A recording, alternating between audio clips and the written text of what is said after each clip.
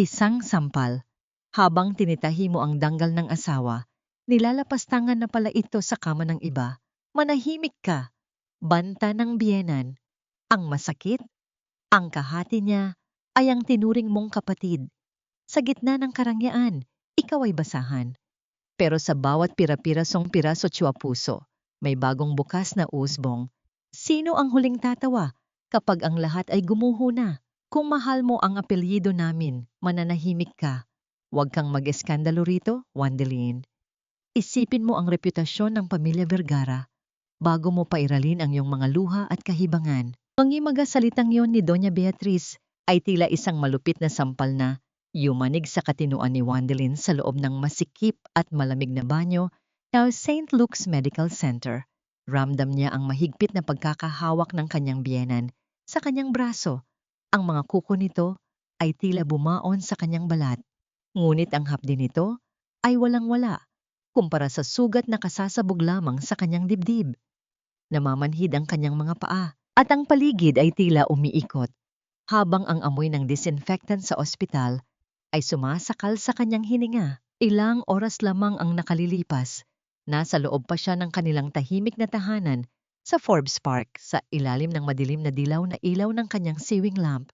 Maingat niyang tinatahi ang isang punit sa sinaunang barong Tagalog ni Rafael. Ang bawat tusok ng kanyang karayom ay may kalakip na pagmamahal, isang tahimik na panalangin para sa kanilang ika-10 anibersaryo. Sa kusina, dahan-dahang kumukulo ang arroz caldo na kanyang inihanda. Ang usok nito ay nagdadala ng bango ng luya at pag-aaruga dahil alam niyang sumasakit ang sikmura ng kanyang asawa kapag pagod ito sa trabaho. Inisip niya ang nangiti ni Rafael, ang init ng yakap nito at ang mga pangakong binuo nila sa harap ng altar. Ngunit, ang lahat ng init na yon ay naglaho nang tumunog ang kanyang telepono sa ibabaw ng mesa. Ang balita ay hindi tungkol sa isang matagumpay na business meeting, kundi tungkol sa isang trahedya sa isang hotel suite, isang overdose. Ang kanyang asawa, ang CEO ng Vergara Holdings, ay isinugod sa ospital hindi dahil sa pagod, kundi dahil sa labis na paggamit ng mga gamot na pampasigla habang kasama ang isang babae. Tumingin si Wandeline sa mga mata ni Doña Beatriz, naghahanap ng kahit katiting na habag, ngunit tanging pagkamuhi at pagmamataas lamang ang nakita niya roon. Sabi ng biyenan niya, mas mahalaga ang pangalan kaysa sa katotohanan. Mas mahalaga ang dangal ng mga Vergara kaysa sa durog na puso ng isang asawa. Hindi man lang tinanong ng matanda kung kumusta ang lagay ng kanyang anak. Ang tanging mahalaga rito ay ang pagtakpa ng baho ng anak nitong lalaki. Dahan-dahang lumabas si Wandeline mula sa banyo. Ang kanyang bawat hakbang ay tila paglalakad sa ibabaw ng mga bubog. Ang mahabang pasilyo ng ospital ay tila walang katapusan. Ang marahang tunog ng kanyang mga sapatos sa sahig ay naging tanging musika sa kanyang pag-iisa. Nang makarating siya sa tapat ng VIP room kung saan naroon si Rafael, tumigil ang mundo ni Wandeline. Bumukas ang pinto at isang pamilyar na bulto ang lumabas.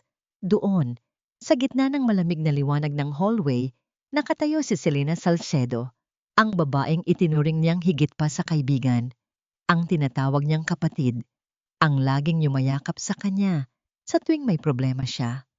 Nakasuot ito ng mamahaling sutla na tila gusot. Ang ayos ng buhok nito ay hindi na kasing perpekto ng dati at ang kanyang mga mata ay bakas ng takot na nauwi sa isang mapang-uyam na tingin. Walang salitang namutawi sa kanilang mga labi.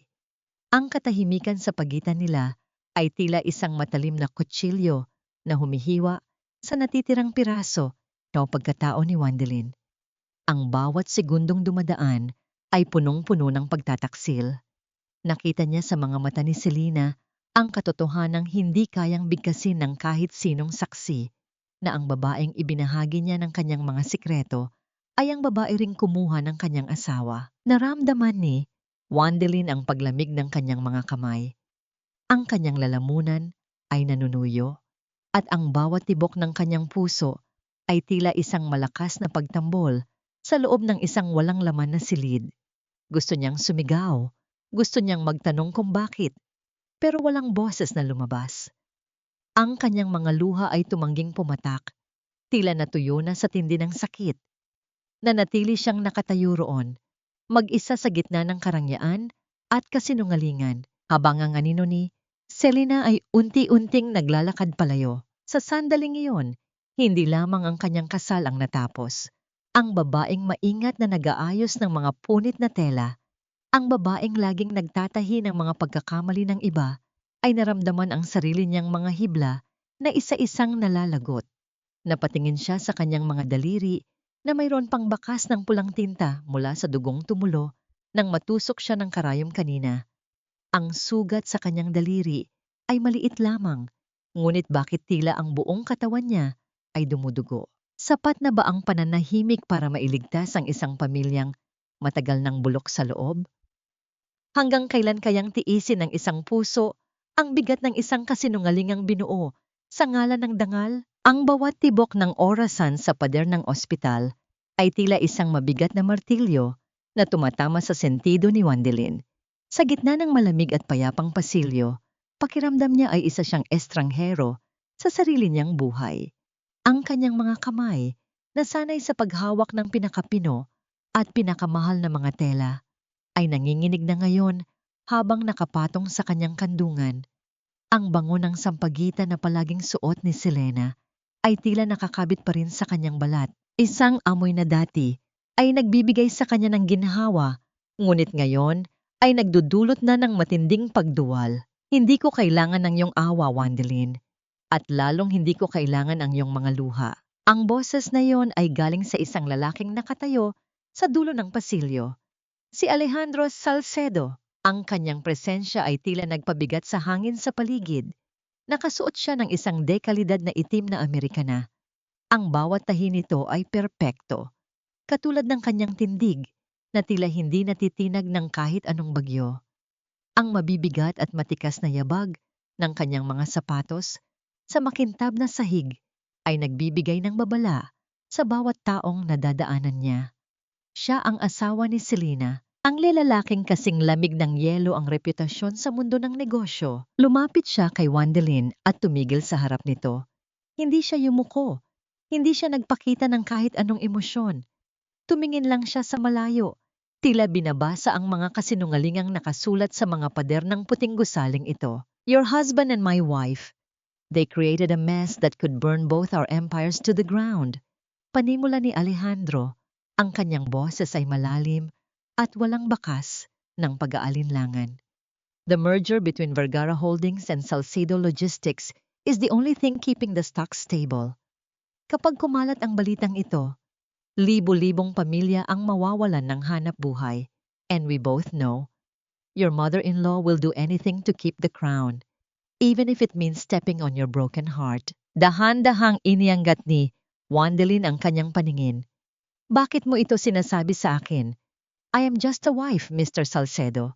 Isang asawang pilit na pinatatahimik. Isang malamig na ngiti ang sumilay sa mga labi ni Alejandro. Ngunit ang kanyang mga mata ay nanatiling seryoso. I'm offering you a deal. A contract of silence and performance. 3 months, Wandelin, magpanggap kang masaya. Magpanggap kang maayos ang lahat. Be the perfect wife in front of the cameras and the shareholders. In exchange, I will give you 5 billion pesos the moment the merger is finalized. 5 bilyon. Ang halagang yon ay sapat na para mabuhay siya ng marangya habang buhay.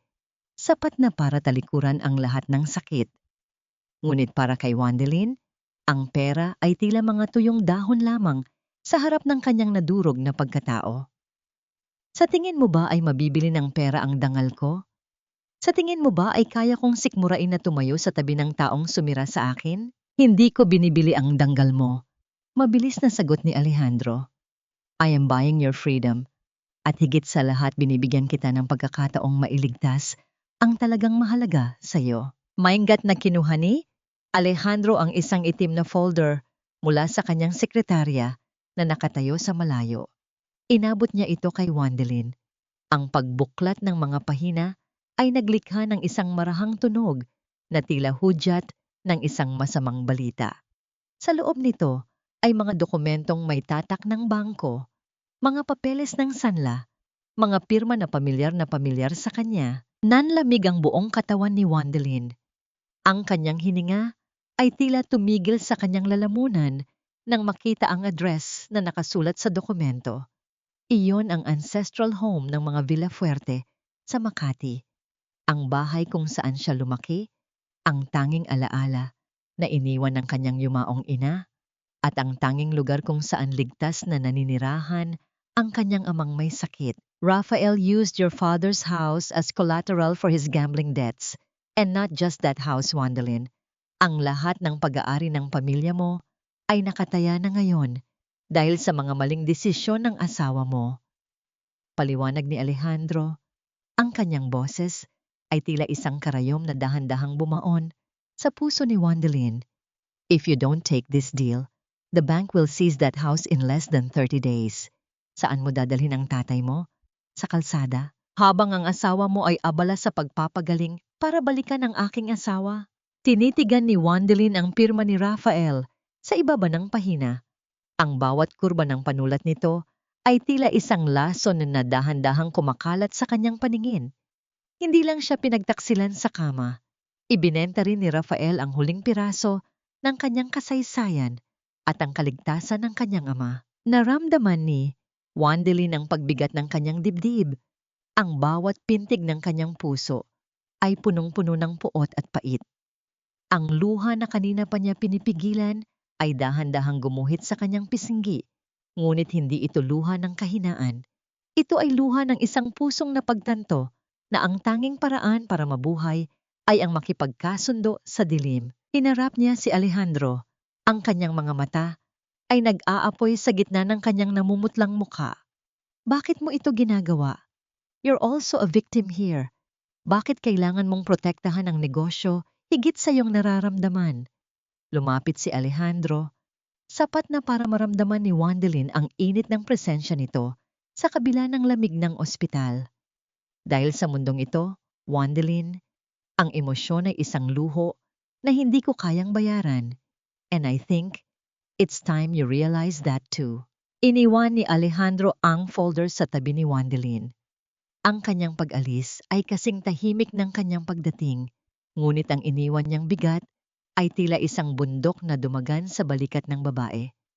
Napatingin si Wandelin sa malayo, sa pintuan ng silid, kung saan mahimbing na natutulog ang asawang nagkanulo sa kanya. Kaya ba niyang magsuot ng maskara ng kaligayahan habang ang kanyang kaluluwa ay unti-unting namamatay?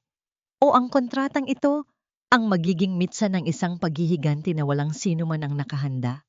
Ang bawat hakbang pabalik sa loob ng mansion sa Forbes Park ay tila pagpasok sa isang magarang kabaong. Ang amoy ng mamahaling pabango at mga sariwang bulaklak sa sala ay hindi na nakakabighani. Sa halip, ito ay tila nagsisilbing pantakip lamang sa umaalingasaw na amoy ng pagkabulok ng kanilang pagsasama. Nakaupo si Rafael sa kanyang paboritong silyon, balot ng isang makapal na kumot kahit na mainit ang panahon. Ang kanyang muka ay maputla, ang mga mata ay may madidilim na bilog sa ilalim, ngunit naroon pa rin ang bakas ng kanyang kapangyarihan, ang mapanlinlang na kagandahang lalaki na minsan ay naging mundo ni Wandelin. Sa ibabaw ng mesa, ang arroz caldo na inihanda ni Wandelin ay nananatiling hindi nagagalaw. Ang usok nito ay unti-unti nang naglalaho sa hangin. One day please, huwag ka namang tumayo lang diyan na parang estatwa. Mahinang sabi ni Rafael, ang kanyang boses ay puno ng pagpapaawa. I made a mistake. It was the pressure. Ang laki ng utang ng kumpanya. And I didn't know how to handle it. Selena, she was just there to listen. Hindi ko alam na aabot sa ganito. Dahan-dahang lumapit si Wandelin. Ang kanyang bawat kilos ay tila isang ritual ng isang taong matagal nang namatay sa loob. Tumingin siya sa mga mata ng asawa. Ang mga matang dati ay tinitingnan niya ng may buong tiwala.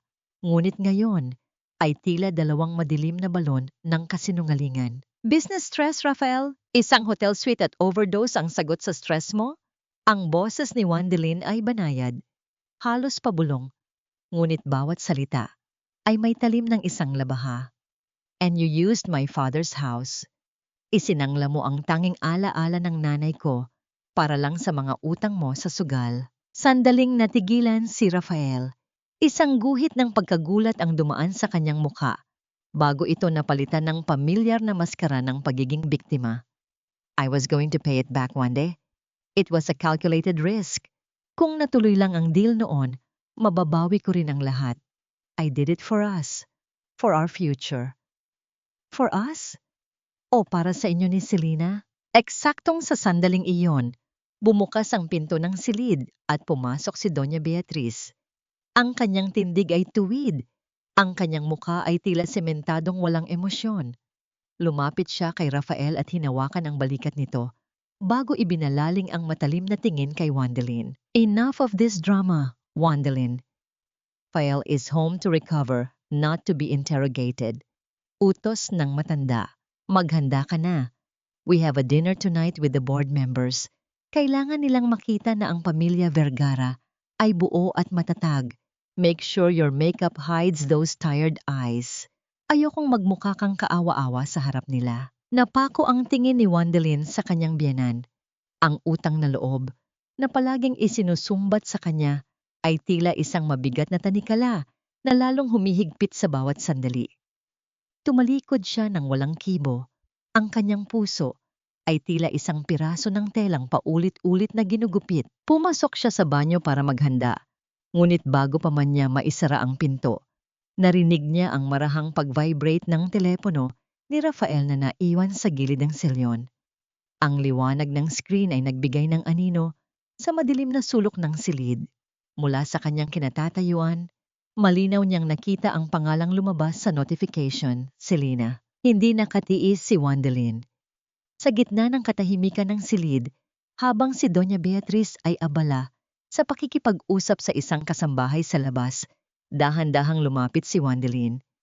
Ang kanyang puso ay tumitibok ng mabilis. Ang bawat pintig ay tila babala ng isang darating na panganib.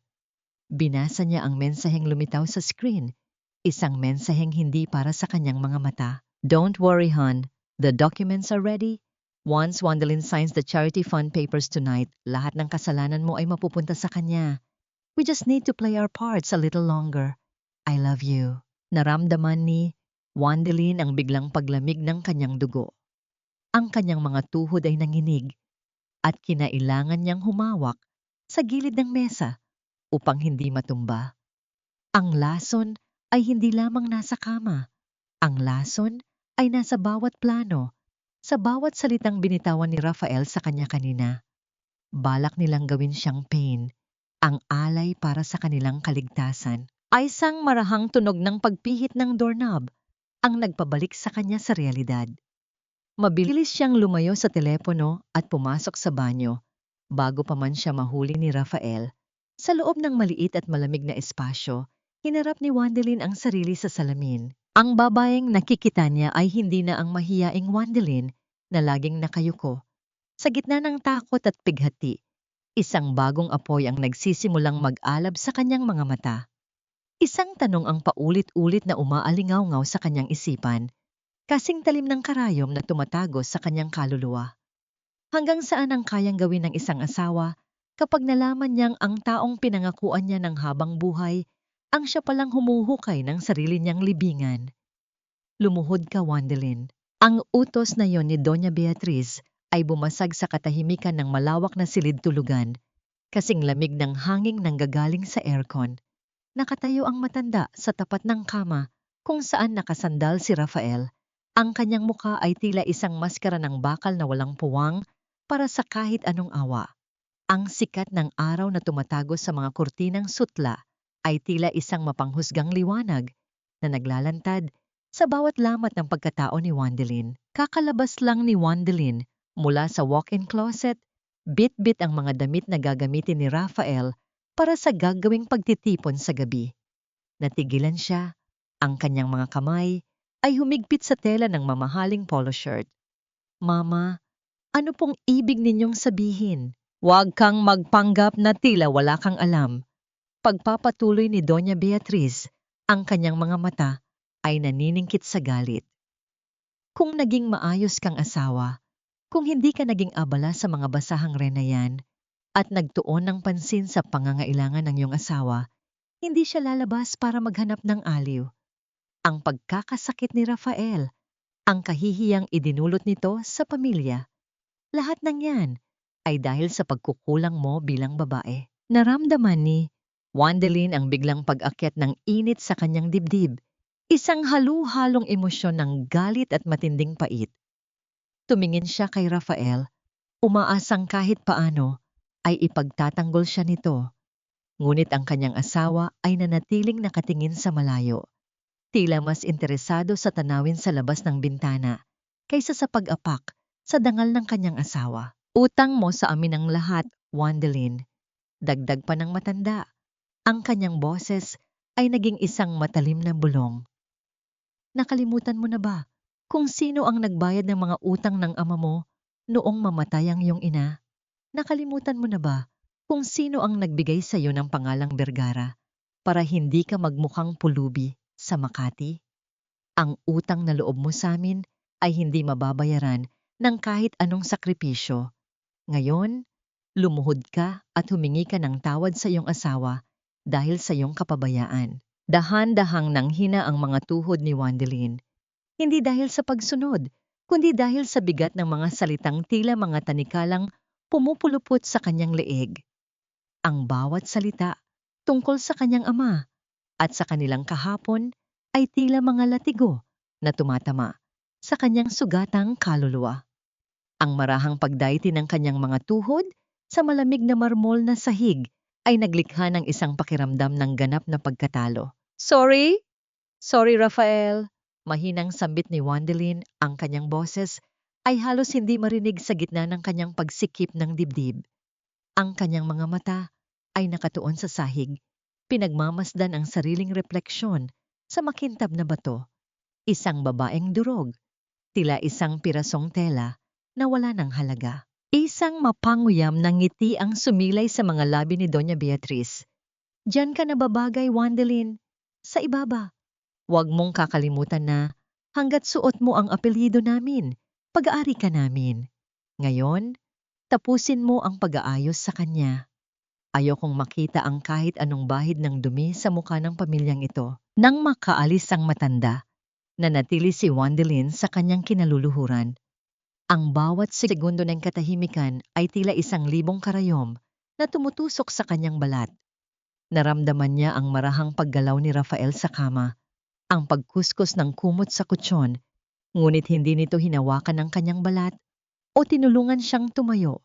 Ang kawalan ng pagkilos ng asawa ay mas masakit pa kaysa sa bawat salitang binitawan ng kanyang biyenan. Matapos ang ilang minuto, dahan-dahang tumayo si Wandelin. Ang kanyang mga binti ay naninigas at ang kanyang paningin ay tila malabo dahil sa mga luhang pilit niyang hindi pinalalabas. Lumabas siya ng silid upang kumuha ng mainit na tubig para sa pag-aayos ni Rafael. Ngunit sa pasilyo, nakita niya ang isang maliit at puting sobre na nakaipit sa ilalim ng pinto ng kanilang silid-aklatan. Walang nakasulat na pangalan sa labas. Sa kaba, dinala niya ito sa dulo ng pasilyo kung saan walang makakakita sa kanya. Ang pagpunit ng papel ay naglikha ng isang marahang tunog sa gitna ng katahimikan ng mansyon. Sa loob, isang maikling liham na isinulat gamit ang mga ginupit na letra mula sa magazine. Hindi lang ikaw ang asawang niloloko ni Rafael. Hindi lang ikaw ang biktima sa bahay na ito. Mag-ingat ka sa mga dokumentong pipirmahan mo ngayong gabi. Ang katarungan ay may mukha, ngunit ang paghihiganti ay may presyo. Nalaglag ang liha mula sa mga kamay ni Wandelin, dahan-dahang lumanding sa sahig na tila isang tuyong dahon. Sino ang nagpadala nito? Si Alejandro ba? O may iba pang mga anino sa loob ng pamilya Vergara na nais siyang magising? Naramdam ni Wandelin ang isang kakaibang kilabot na gumagapang sa kanyang likuran. Ang bawat sulok ng mansyon na dati ay simbolo ng kanyang pangarap ay tila naging isang malaking bitag na dahan-dahang nagsasara. Sa gitna ng kanyang takot, isang bagay ang malinaw. Ang gabi ng pagtitipon ay hindi lamang magiging isang pagpapakitang tao, kundi isang simula ng isang giyera na wala pang sino man ang nakakaalam kung sino ang tunay na mananalo. Ang ulan ay dahan-dahang gumuguhit sa salamin ng bintana ng maliit na coffee shop sa dulo ng isang tahimik na kalye sa Makati. Lumilikha ng mga likidong marka na tila mga luhang ayaw tumigil sa pagdaloy mula sa langit. Sa loob ng silid na amoy kape at lumang kahoy, nakaupo si Wandelin. Mahigpit ang hawak sa mainit na tasa na tila doon lamang siya nakakakuha ng lakas para hindi manginig. Ang bawat singaw ng kape ay nagdadala ng panandaliang init. Ngunit sa loob ng kanyang dibdib, nananatili ang lamig na dulot ng mga lihim ng mansyon ng mga Vergara. Wande, halos hindi kita nakilala. You look different, mahinang sabi ng lalaking nasa harap niya. Si Tomas Reyes, ang kanyang matalik na kaibigan noong kolehiyo. Ang lalaking palaging nagtatanggol sa kanya bago pa man siya naging isang bilanggo ng marangyang buhay. Ang kanyang pananamit ay simple ngunit kagalang-galang, isang refleksyon ng kanyang pagkatao bilang isang tapat na abogado. Ang kanyang mga mata ay puno ng pag-aalala, ang uri ng pag-aalala na matagal nang hindi nararamdaman ni Wandelin mula sa ibang tao. I'm just tired, Tomas. Masyadong maraming nangyayari. Tugon ni Wandelin, pilit na ikinukubli ang pait sa kanyang boses. Iniiwas niya ang kanyang tingin dahil natatakot siyang makita ni Tomas ang mga bakas ng pagod at takot sa kanyang mga mata. Salamat dahil pumunta ka. I didn't know who else to call. You know you can always count on me, Wande. Kahit anong oras, sabi ni Tomas habang iniuusog ang kanyang upuan ng mas malapit. Tiningnan ko na ang mga dokumentong ipinadala mo sa akin sa email tungkol sa mga transaksyon ng Vergara Holdings sa mga kumpanyang hindi pamilyar. Wande, hindi ito simpleng pagkakamali sa accounting. This looks like a systematic withdrawal of funds. Naramdaman ni Wandelin ang biglang pagbilis ng kanyang tibok ng puso. Ang bawat salita ni Tomas ay tila isang kumpirmasyon sa mga hinalang matagal na niyang ibinabaon sa limot. What do you mean, Tomas? Anong ginagawa ni Rafael sa pera? Hindi ko pa masabi ng buo, pero malakas ang hinala ko na may mga ghost companies siyang ginagamit para itago ang mga utang niya sa sugal at iba pang gastusin na hindi maipaliwanag ng board. Paliwanag ni Tomas, ang kanyang boses ay naging seryoso at mababa. At ang masama rito, Wande, ang mga pirma sa ilang dokumento, tila pilit na ginaya ang sulat kamay mo. Nabitawan ni Wandelin ang kutsarang hawak niya na lumikha ng isang marahang tunog ng tumama ito sa platito. Ang kanyang hininga ay naging mababaw. Ang anino ng pagkakanulo ay tila lalong lumalaki. Nilalamon ang bawat natitirang tiwala na mayroon siya. Gusto nilang ako ang sumalo ng lahat, Tomas. I saw a message on his phone. Sabi ni Selena, kapag pinirmahan ko ang mga papers para sa charity fund tonight, magiging ligtas na si Rafael. Hinawakan ni Tomas ang kamay ni Wandelin, isang mahigpit at matatag na hawak na tila nagsasabing hindi siya mag-iisa sa laban na ito. Huwag kang pipirma ng kahit ano, Wande. Not until we find out the extent of what they've done. May isa pa akong natuklasan habang sinusuri ko ang mga online records ng mga subsidiary companies nila. Binuksan ni Thomas ang kanyang laptop at iniharap ang screen kay Wandelin. Ang liwanag nito ay nagbigay ng isang maputlang kulay sa mukha ng babae. May isang listahan ng mga bank accounts na nakasulat doon, mga numerong hindi nagtatapos, at mga halagang nakakahilo sa paningin. I found a secret offshore account one day. It was opened 5 years ago. Sa kasagsagan ng pagkakasakit ng tatay mo, sabi ni Tomas, ang kanyang boses ay puno ng pagtataka at galit. This account is under your legal name, Wandelin Villafuerte Vergara, pero tingnan mo ang balance. Itinuro ni Tomas ang huling linya ng dokumento. Nanlamig ang buong katawan ni Wandelin. Ang kanyang mga mata ay nanlaki sa tindi ng gulat. Ang halagang nakasulat doon ay hindi lamang isang simpleng ipon. Ito ay isang halimaw ng utang. $40 million in debt, Wande. At lahat ng iyon ay nakapangalan sa iyo. Bulong ni Tomas. Hindi ka lang nila gustong gawing biktima. Gusto nilang ilibing ka ng buhay sa mga utang na sila ang gumawa. Rafael used your identity to borrow money from private lenders abroad.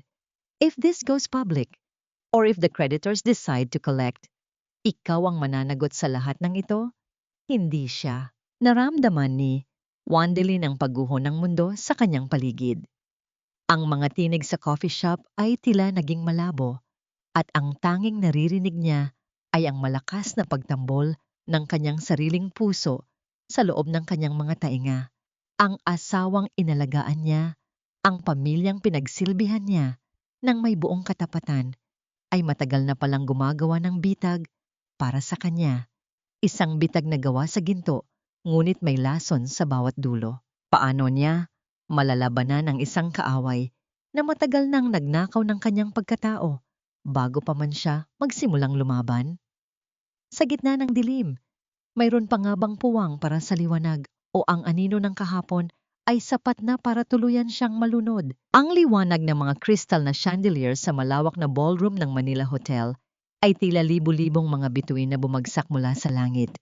Ngunit para kay Wandelin, ang bawat kislap nito ay tila isang matalim na paalala ng kanyang huwad na buhay. Ang bawat sulok ng silid ay punong-puno ng mga taong nakasuot ng pinakamamahal na sutla at mga alahas na kumikinang sa ilalim ng mga ilaw, habang ang marahang tunog ng mga instrumentong kwerdas ay bumabalot sa paligid, lumilikha ng isang atmosfera ng karangyaan at kapayapaan na wala naman sa loob ng kanyang dibdib. Nakatayo si Wandelin sa gilid ng bulwagan, suot ang isang simpleng puting bestida na siya mismo ang nag-ayos at nagdagdag ng mga detalye dahil sinaunang ren. Sa gitna ng mga naglalakihang gown ng mga elitista sa Makati, siya ay tila isang anino, isang tahimik na saksi sa kasinungalingan ng kanyang sariling pamilya. Nakita niya si Rafael sa malayo, may hawak na baso ng champagne at tumatawa kasama ang mga board members, tila walang bakas ng sakit na pinagdaanan niya ilang araw lamang ang nakalilipas. Ang kanyang asawa ay isang eksperto sa pagtatago ng dumi sa ilalim ng mga ngiting pang-entablado. Wandelin, darling, you look so modest. Isang boses ang bumasag sa kanyang pag-iisa. Si Selena Salcedo. Naglalakad ito papalapit sa kanya na tila isang reyna. Ang kanyang pulang gown ay humahaba sa sahig at ang kanyang mga brilyante ay nakakasilaw sa paningin. Ang bawat hakbang nito ay puno ng kumpiyansa. Ang uri ng kumpiyansa ng isang babaeng alam na nakuha na niya ang lahat ng gusto niya. Lumapit siya kay Wandelin at humalik sa pisngi nito. Isang kilos na dati ay nagpapasaya sa kanya, ngunit ngayon ay nagdudulot na ng pangingilabot sa kanyang balat. I missed you, sis. I hope you're feeling better after everything. Bulong ni Selena, sapat na para marinig ng mga taong nakapaligid sa kanila. Alam mo naman na narito lang ako para sa inyo ni Rafael. We're family, di ba? Hindi sumagot si Wandelin. Ramdam niya ang panunuyo ng kanyang lalamunan at ang mabilis na pagtibok ng kanyang puso. Gusto niyang isigaw ang katotohanan. Gusto niyang itanong kung paano nito nasisikmurang tawagin siyang kapatid matapos nitong sirain ang kanyang tahanan. Ngunit nanatili siyang tahimik. Ang kanyang mga kamay ay mahigpit na nakakapit sa kanyang clutch bag. Oh, look at me being so clumsy, biglang sabi ni Selena nang dahan-dahang tumagilid ang kanyang baso ng pulang alak. Sa isang iglap, ang malamig na likido ay dahan-dahang gumapang sa puting sutla ng damit ni Wandelin. Lumilikha ng isang malaki at madilim na mantsa na tila isang bukas na sugat sa gitna ng kanyang dibdib. Ang marahang pagbagsak ilang patak ng alak sa sapatos ni Wandelin ay nagpatigil sa lahat ng usapan sa paligid. Ang katahimikan ay naging kasing bigat ng tingga. Ang mga mata ng mga panauhin ay nakatuon sa kanya. May mga naaawa, may mga nangungutya, at may mga tila nasisiyahan sa kanyang kahihiyan. Oh my God, I'm so sorry, Wandy. Hindi ko sinasadya, sabi ni Selena. Bagaman ang kanyang mga mata ay nagniningning sa tuwa na hindi niya kayang itago. Rafael, look what I did. I'm so sorry. Lumapit si Rafael. Ngunit sa halip na alalahanin ang kanyang asawa, nakita ni Wandelin ang inis sa mga mata nito. Wande, Ang likot mo naman kasi. Go to the powder room and fix yourself. Nakakahiya sa mga bisita. Naramdaman ni Wandelin ang init na umakyat sa kanyang mga pisngi. Hindi dahil sa galit, kundi dahil sa matinding kahihiyang nadarama. Ang kanyang mga labi ay nanginginig, at ang bawat hininga niya ay tila isang pakikibaka. Nakatayo siya roon, mag-isa sa gitna ng maraming tao, habang ang kanyang asawa ay abala sa paghingi ng paumanhin para kay Selena. Pakiramdam niya ay isa siyang basahan na itinapon sa gitna ng isang marangyang piging. Ngunit, bago pa man siya makahakbang palayo, isang malalim at malamig na boses ang umalingaw-ngaw sa likuran niya. Isang presensya ang tila nagpabago sa timpla ng hangin sa ballroom. Clumsiness is a trait of the careless, Selena. But silence is the weapon of the wise. Dahan-dahang lumingon ang lahat. Doon, nakatayo si Alejandro Salcedo. Ang kanyang tindig ay ang kanyang mga mata ay tila dalawang madilim na uling na nakatitig ng diretso kay Selena. Hindi siya tumitingin sa asawa niya. Ang kanyang paningin ay nakapako kay Wandelin. Sa gitna ng gulat ng lahat, dahan-dahang hinubad ni Alejandro ang kanyang itim na coat. Ang bawat galaw ni Alejandro ay tila napanood ng lahat sa slow motion. Lumapit siya kay Wandelin at nang walang sabi-sabi, ay isinuot ang kanyang coat sa mga balikat ng babae. Ang init ng tela at ang amoy ng mamahaling tabako at sandalwood ay biglang bumalot kay Wandelin. Tila isang protection laban sa lahat ng mapanghusgang tingin. Let's go, Mrs. Vergara. This place is starting to smell like cheap wine and even cheaper lies. Malamig na sabi ni Alejandro. Hinawakan ni Alejandro ang siko ni Wandelin. Isang hawak na hindi mahigpit, ngunit puno ng awtoridad sa harap ni Rafael na hindi makapagsalita at ni Selena na namumutla na ngayon sa galit. Dahan-dahang inakay ni Alejandro si Wandelin palabas ng ballroom. Ang bawat hakbang nila sa pulang alpombra ay tila isang deklarasyon ng giyera. Habang naglalakad sila palayo, naramdaman ni Wandelin ang bigat ng coat ni Alejandro sa kanyang mga balikat. Ito ang unang pagkakataon na naramdaman niyang may nagtatanggol sa kanya, hindi dahil sa tungkulin, kundi dahil sa isang bagay na hindi niya maipaliwanag.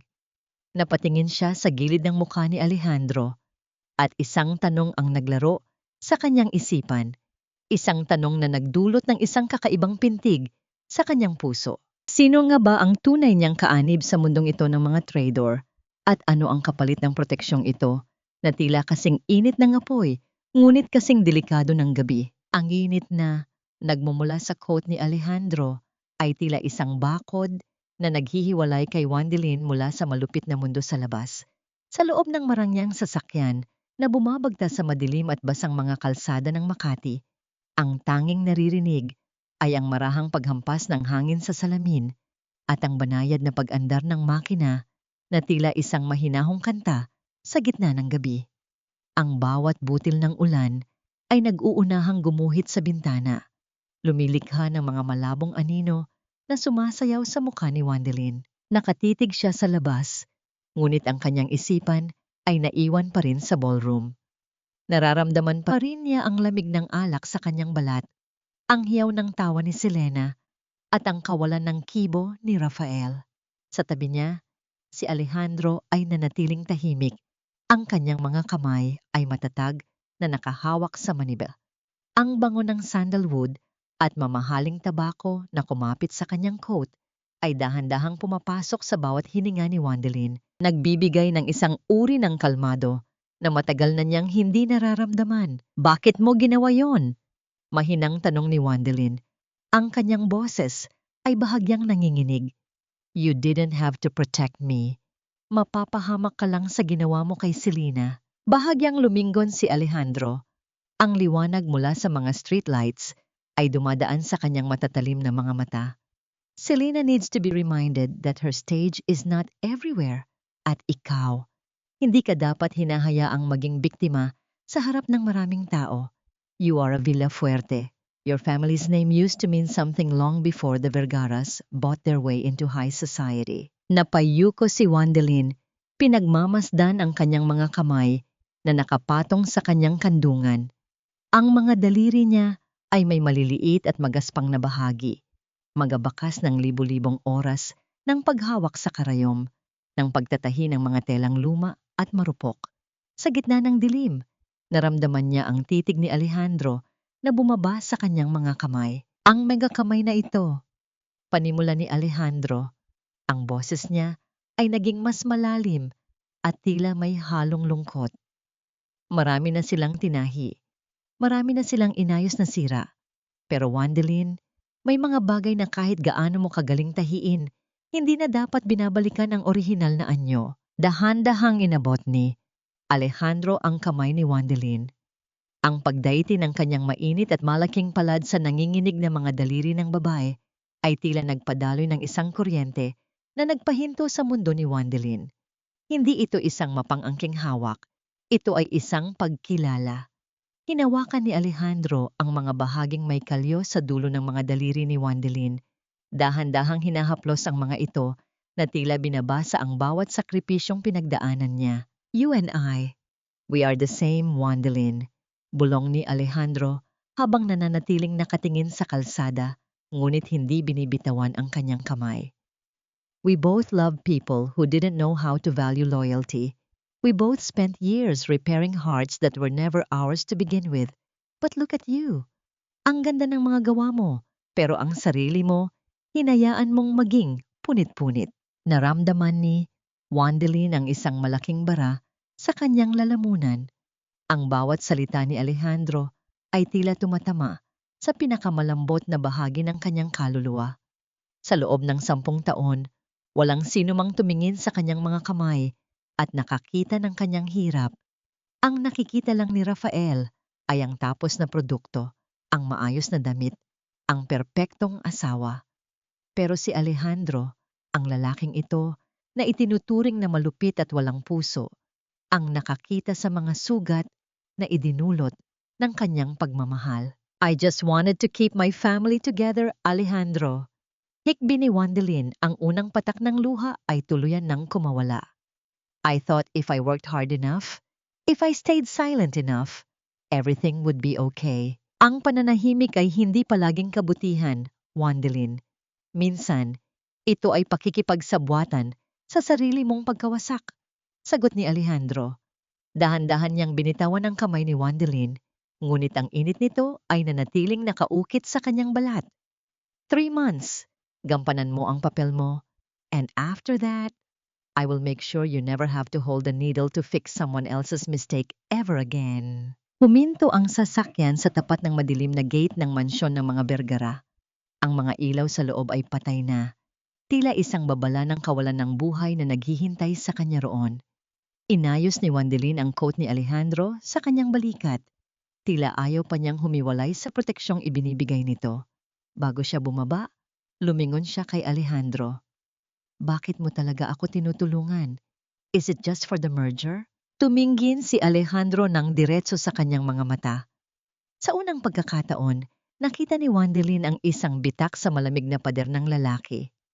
Dahil gusto kong makita kung ano ang mangyayari kapag ang isang babaeng marunong magtahi ay natutong gumamit ng gunting para gupitin ang mga taong sumisira sa kanya. Habang naglalakad si Wandelin papasok sa tahimik na mansyon, ang kanyang puso ay punong-puno ng mga katanungan.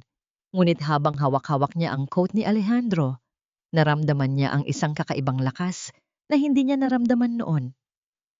Ang gabi ay malamig, ngunit sa loob ng kanyang dibdib, may isang bagong apoy na nagsisimulang mag-alab.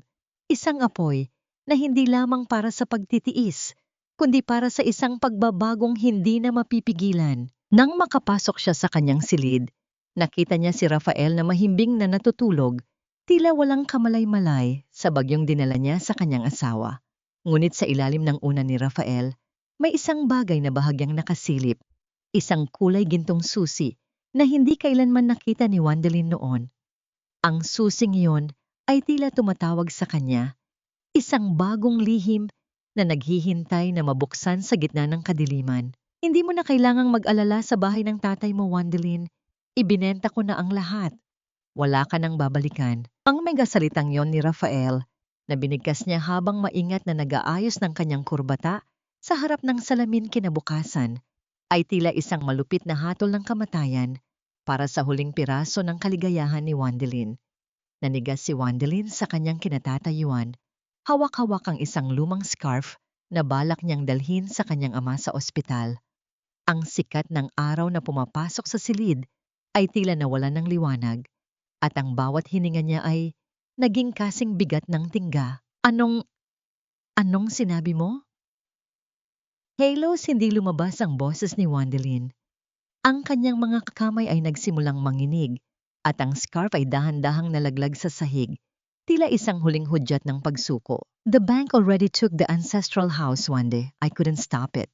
Sabi ni Rafael nang hindi man lang lumingon. Ang kanyang boses ay puno ng pagkairita sa halip na pagsisisi. Kailangan ng liquidity ng kumpanya. At ang tatay mo, hindi na niya kailangan ng malaking bahay na yon. Mas mabuti pa siya sa isang maliit na pasilidad kung saan may mag-aalaga sa kanya. Hindi na nakapagsalita si Wandelin. Kumaripas siya ng takbo palabas ng mansyon. Hindi pinansin ang tawag ni Doña Beatriz o ang pagtataka ng mga kasambahay. Ang bawat tibok ng kanyang puso ay tila isang babala ng isang malaking sakuna. Sumakay siya sa isang taxi. Ang kanyang mga mata ay nakatitig sa kawalan habang ang mga kalsada ng Makati ay tila nagiging malabo sa kanyang paningin. Nang makarating siya sa tapat ng kanilang ancestral home, ang kanyang mundo ay tuluyan ng gumuho. Naroon ang mga lalaking nakasuot ng uniforme, abala sa paglalabas ng mga gamit na naging bahagi ng kanyang pagkabata. Ang lumang silya ni tatay, ang mga kwadro ng larawan na puno ng alikabok, ang mga gamit sa pananahi ng kanyang ina, lahat ay tinitipon sa gilid ng kalsada na tila mga basura. Sandali! Huwag ninyong gawin ito! Sigaw ni Wandelin habang patakbong lumalapit. Ngunit huli na ang lahat. Nakita niya ang kanyang ama, si Mang Teodoro, na nakatayo sa tapat ng gate. Ang kanyang katawan ay tila mas lalong nanghina at naging maliit sa gitna ng kaguluhan. Hawak-hawak ng matanda ang kanyang dibdib. Ang kanyang muka ay kasing puti ng papel, at ang kanyang mga mata ay puno ng pagkalito at takot. Wandelin, ang bahay natin. Saan tayo pupunta? Bulong ni Mo Teodoro. Bago pa man makapagsalita si Wandelin, napansin niyang unti-unting nanghina ang matanda. Nawalan ito ng lakas at dahan-dahang napaupo sa semento. Para kay Wandelin, tila huminto ang oras sa harap ng eksenang iyon. Agad siyang lumapit at inalalayan ang kanyang ama, habang desperado siyang humihingi ng tulong. Ngunit sa gitna ng ingay at pagmamadali ng lungsod, pakiramdam niya ay siya lamang ang nakaririnig sa sariling takot at pag-aalala. Sa gitna desperasyon, kinuha ni Wandelin ang kanyang telepono at tinawagan si Rafael. Rafael, please, si tatay, inatake siya. Kailangan ko ng pera para sa emergency deposit sa ospital. Parang awa mo na. Ikaw lang ang makakatulong. Wande, I'm in the middle of a board meeting. Isang oras na lang at pipirmahan na ang merger. Malamig na sagot ni Rafael. Huwag kang mag-eskandalo sa ospital. Gamitin mo ang sarili mong ipon. I told you. Limited ang cash ko ngayon. Ipon? Rafael, kinuha mo ang lahat. Ibinigay ko ang lahat sa iyo. Sigaw ni Wandelin, ang kanyang mga luha ay tuluyan ng umagos, humahalo sa pawis at dumi sa kanyang mukha. Stop being dramatic. Tawagan mo si Alejandro kung gusto mo. Di ba siya naman ang tagapagligtas mo kagabi? At pagkatapos niyon, naputol ang linya. Nang dumating ang ambulansya, ang ulan ay nagsimula na ring pumatak. Ang bawat patak nito ay tila isang libong karayom na tumutusok sa balat ni Wandelin habang pinapanood niyang isinasakay ang kanyang ama. Nanatili siyang nakatayo sa tapat ng kanilang bahay, ang bahay na wala na sa kanila. Ang lahat ng gamit nila ay nababasa na ngayon sa ulan, tila mga labi ng isang barkong lumubog. Dahan-dahang lumapit si Wandelin sa gitna ng kalsada. Hinayaan ng ulan na basain ang kanyang buong pagkatao. Sa kanyang paanan, nakita niya ang salamin ng kanyang ama, Ang salamin na ginagamit nito para basahin ang mga sulat ni Wandelin noon, ito ay basag na ngayon. Ang mga lamat nito ay tila sumasalamin sa sarili niyang puso. Doon, sa gitna ng bumubuhos na ulan, naramdaman ni Wandelin ang isang bagay na matagal na niyang kinalimutan. Ang galit. Hindi ang galit na sumisigaw, kundi ang galit na tahimik, malamig, at matalas. Ang babaeng maingat na nag-aayos ng mga punit ay pumanaw na kasabay ng bawat patak ng ulan. Ang tanging natitira ay isang asawang wala ng takot, wala ng luha, at wala na ring pag-aalinlangan. Inanggat ni Wandelin ang kanyang tingin sa madilim na langit. Mula ngayon, Rafael, wala na tayong pinagsamahan. Ang bawat luhang pumatak sa akin ngayon, babayaran mo ng buo. Ang amoy enigama at ang tuyong hangin sa loob ng intensive care unit ay tila nagpapatamlay sa bawat hibla ng pag-asa ni Wandelin. Nakatingin siya sa kanyang ama, si Mang Teodoro, na ngayon ay napapalibutan ng mga tubo at mga makinang nagbibigay ng hudyat ng bawat mahinang tibok ng kanyang puso. Ang ingay ng monitor, na tila isang regular at malungkot na bilang ng mga natitirang sandali, ay ang tanging bumasag sa katahimikan ng silid. Hindi na umiiyak si Wandelin.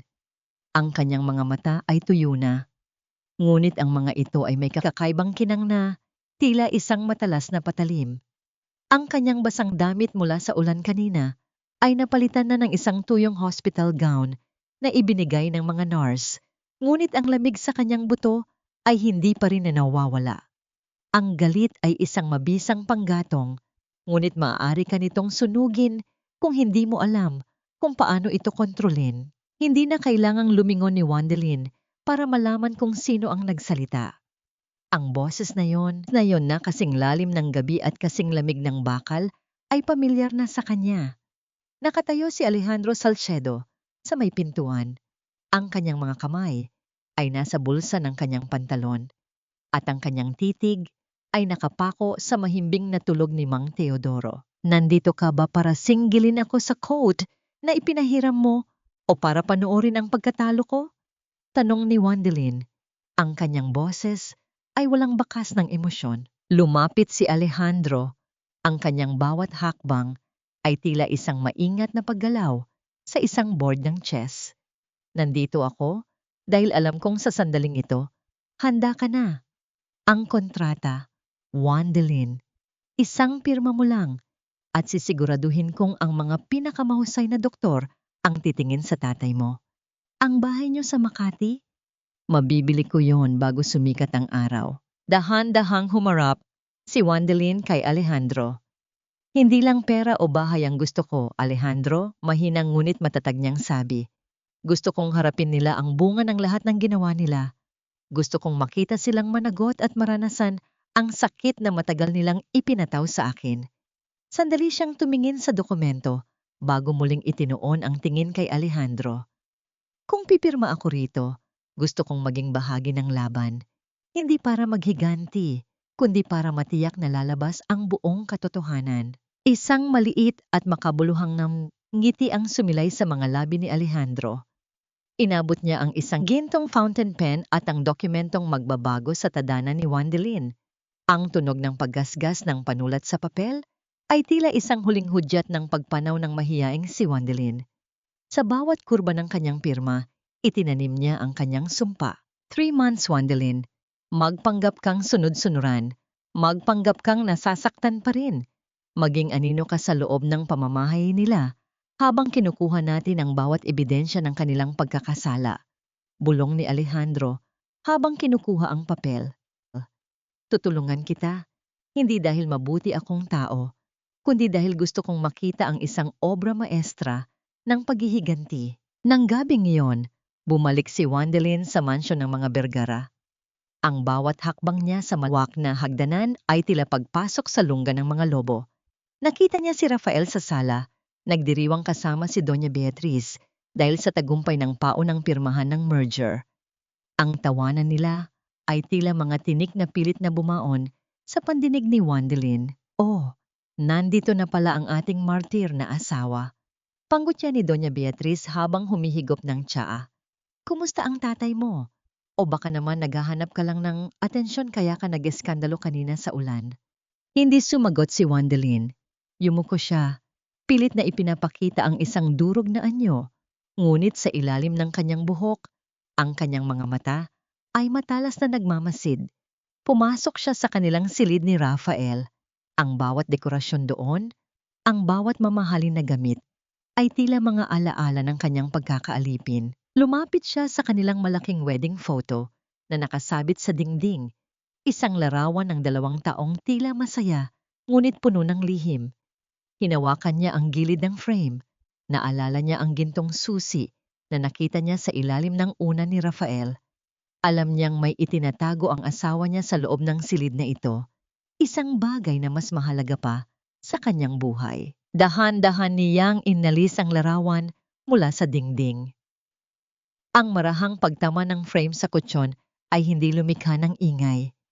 Sa likod ng malaking litrato, nakita niya ang isang maliit na bakal na vault na nakabaon sa pader. Sinubukan niyang isipin ang code. Ang kaarawan niya? Hindi. Ang anibersaryo nila? Imposible. Biglang naalala ni Wandelin ang isang petsa na palaging binabanggit ni Rafael nang may halong takot at pananabik. Ang araw kung kailan namatay ang kanyang ama at nakuha niya ang korona ng Vergara Holdings. Gamit ang nanginginig na mga daliri, inikot ni Wandelin ang dial. Ang bawat pag-click ng mekanismo sa loob ng vault ay tila isang pintig ng pag-asa.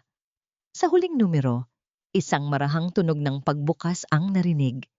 Bumukas ang pinto ng vault at doon, sa gitna ng kadiliman, nakita ni Wandelin ang mga dokumentong magiging mitsa ng katapusan ni Rafael Vergara. Ngunit, bago pa man niya mailabas ang mga papeles, narinig niya ang pagpihit ng doorknob ng kanilang silid. Ang anino ni Rafael ay dahan-dahang humaba sa sahig ng silid mula sa liwanag ng pasilyo. Ang mabilis na pagtibok ng puso ni Wandelin ay tila isang tambol na nagbababala sa loob ng kanyang dibdib. Bawat pintig ay punong-puno ng kaba habang dahan-dahang bumubukas ang pinto ng silid.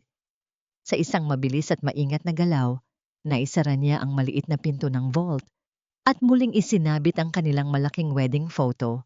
Bahagyang tumagilid ang frame, ngunit wala na siyang oras para ayusin ito.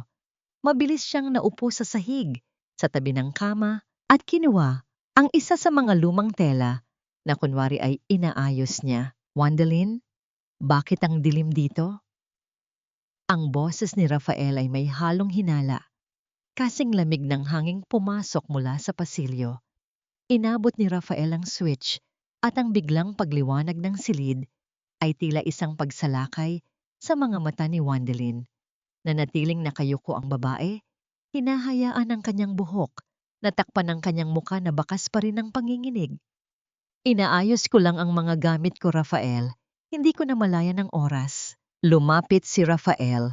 Ang tunog ng kanyang mga mamahaling sapatos sa carpet ay tila isang paalala ng kanyang kapangyarihan. Tumigil siya sa harap ni Wandelin at hinawakan ang baba nito. Pilit na iniangat ang kanyang muka. You've been crying again. Ayoko ng ganyang mukha, Wande. May malaking event tayo bukas. Ang final announcement ng merger. Kailangan mong magmukhang masaya. Ay isang mapait na ngiti ang sumilay sa mga labi ni Wandelin. Isang ngiti na hindi umabot sa kanyang mga mata. Masaya naman ako, Rafael. Lalo na't sinabi mo na gagawan mo ng paraan ang tungkol kay tatay. Exactly, sabi ni Rafael habang bumibitaw at naglalakad patungo sa kanyang mesa. Kinuha niya ang isang makapal na folder at inilapag ito sa harap ni Wandelin. This is it, ang mga dokumento para sa Vergara Foundation.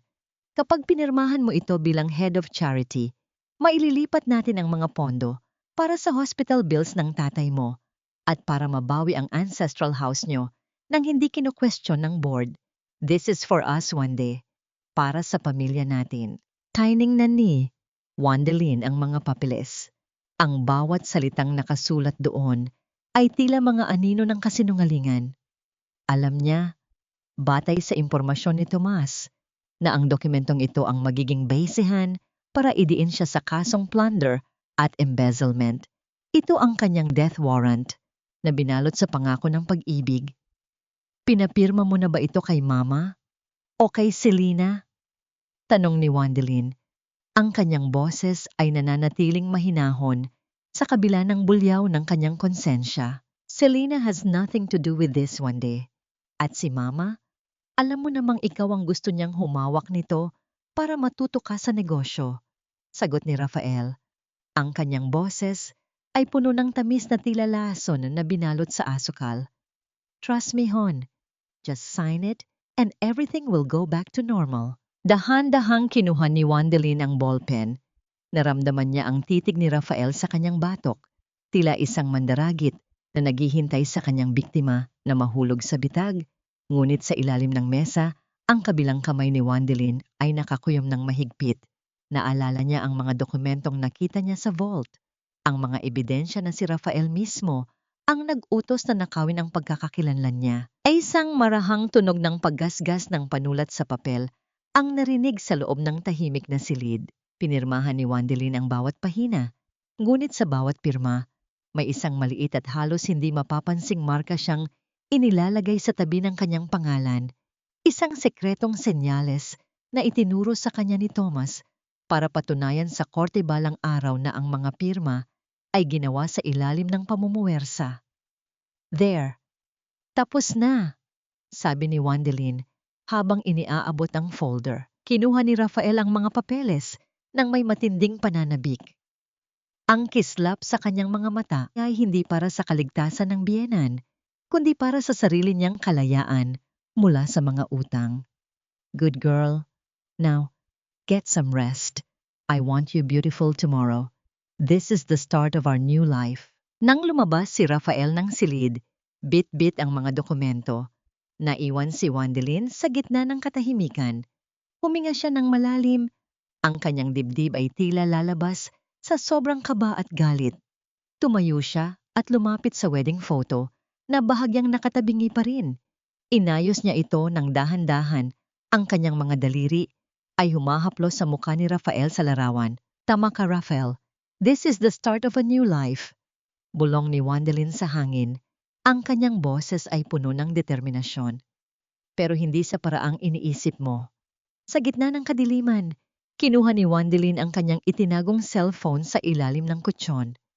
May isang mensahe siyang ipinadala kay Alejandro.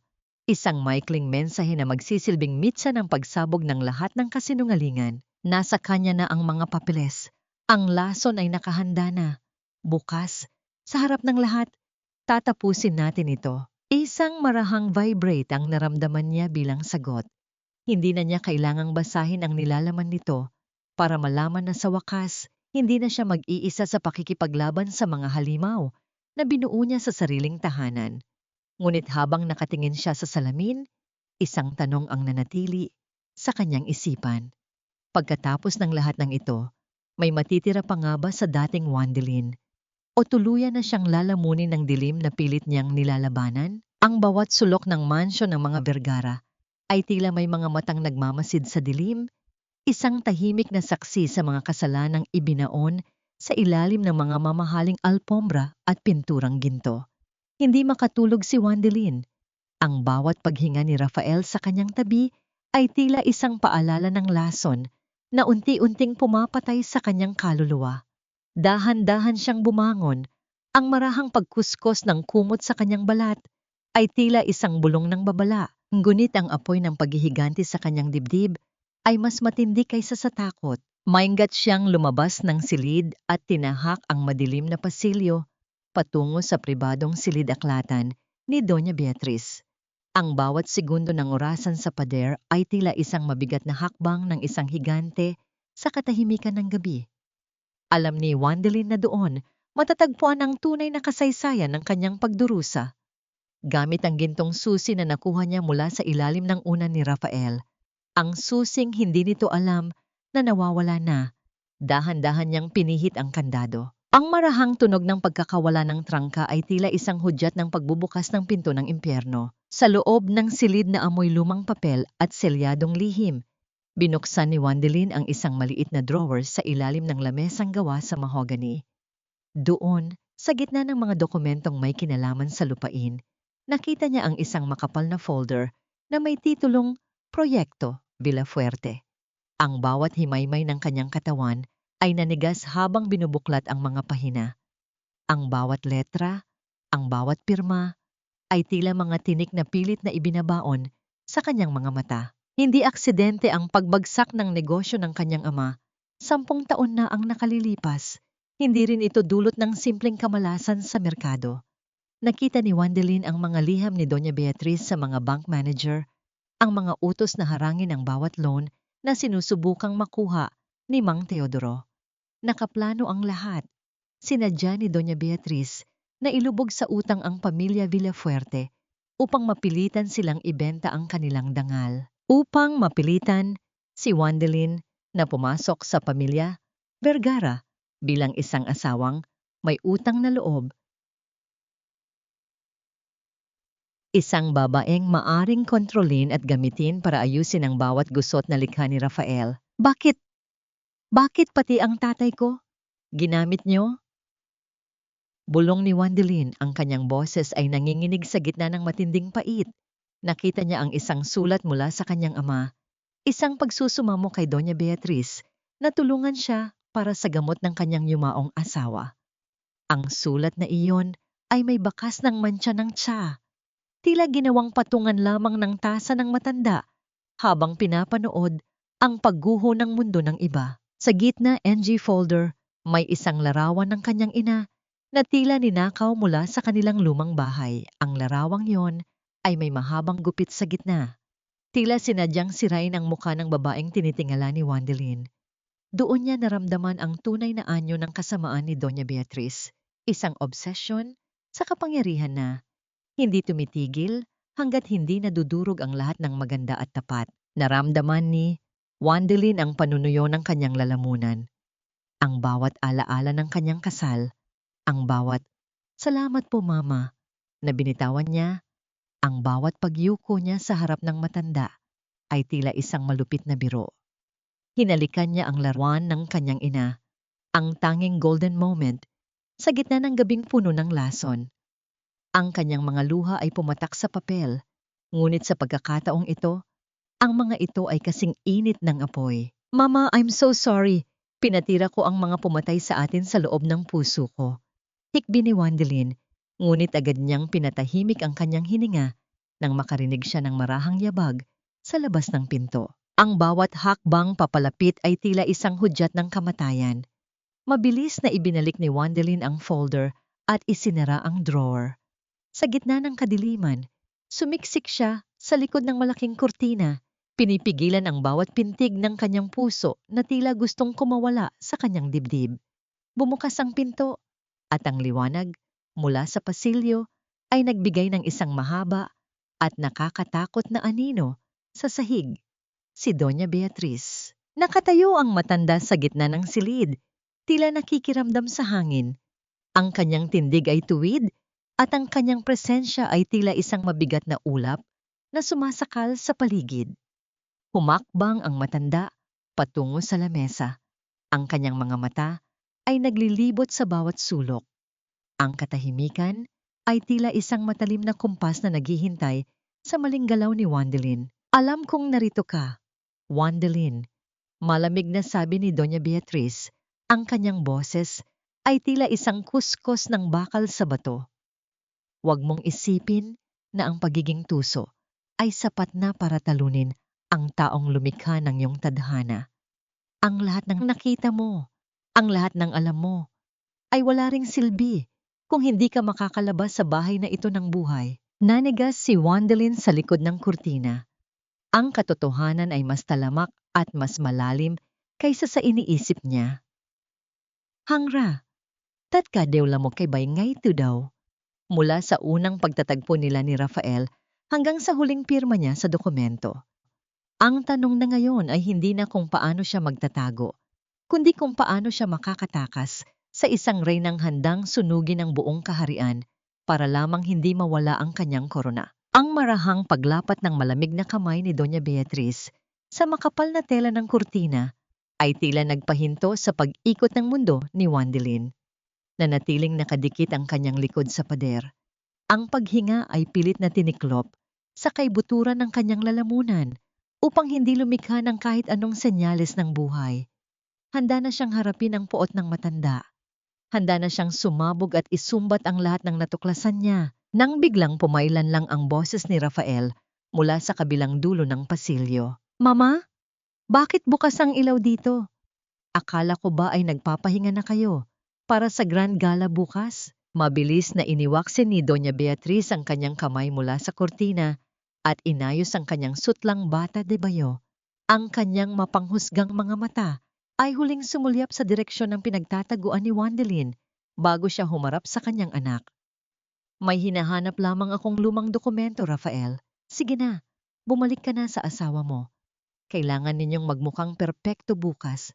Ang buong bansa ay nakatingin sa atin. Nang tuluyang lisanin ng mag-ina ang silid at mamatay ang ilaw, unti-unting napadaus-dos si Wandelin sa sahig. Niyakap niya ang kanyang mga tuhod habang ang tahimik na pag-alon ng kanyang dibdib ay naglabas ng mga luhang puno ng pait. Hindi na siya isang biktima ng pagkakataon. Siya ay biktima ng isang mahaba at malupit na disenyo.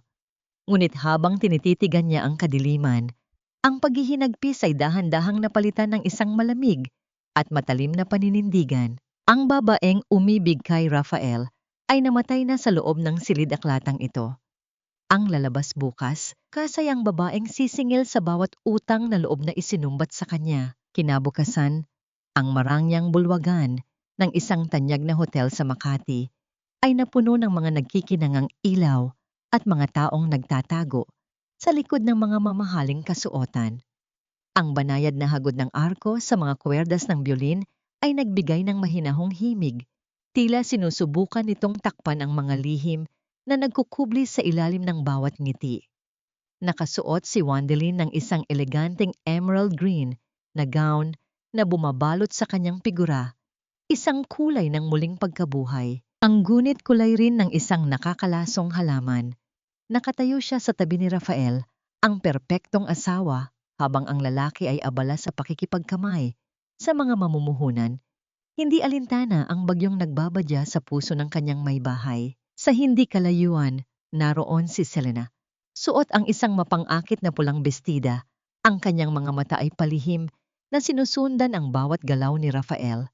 Ang pagpapanggap ng dalawang traidor sa harap ng maraming tao ay tila isang nakakasuyang dula na kailangang panoorin ni Wandelin nang hindi kumukurap. Nang ideklara NGG host ang formal na pagsisimula ng gabi sa pamamagitan ng unang sayaw, agad na hinila ng mga kasosyo si Rafael patungo sa isang pribadong pag-uusap. Naiwan si Wandelin na mag-isa sa gilid ng sayawan, isang estatwa ng kalungkutan sa gitna ng karangyaan. Ngunit bago pa man siya tuluyang kainin ng hiya, isang pamilyar at matikas na bulto ang humawi sa dagat ng mga tao. Si Alejandro Salcedo, ang kanyang formal na itim na tuxedo, ay lalong nagpalutang sa kanyang awtoridad. Lumapit siya kay Wandelin, yumuko ng bahagya, at inilahad ang kanyang malaking kamay. Ang kanyang mga mata ay hindi humihingi ng pahintulot, kundi nagbibigay ng proteksyon.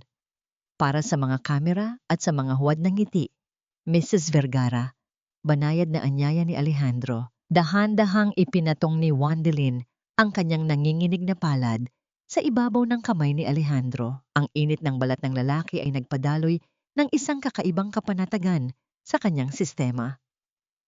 Iginya siya ni Alejandro sa bulwagan. Ipinatong ng lalaki ang kanyang isang kamay sa biwang ni Wandelin. Isang hawak na matatag na ngunit may malalim na paggalang, walang bahid ng pagmamay-ari, kundi isang tahimik na pag-alalay. Nagsimula silang sumabay sa tiyempo ng musika.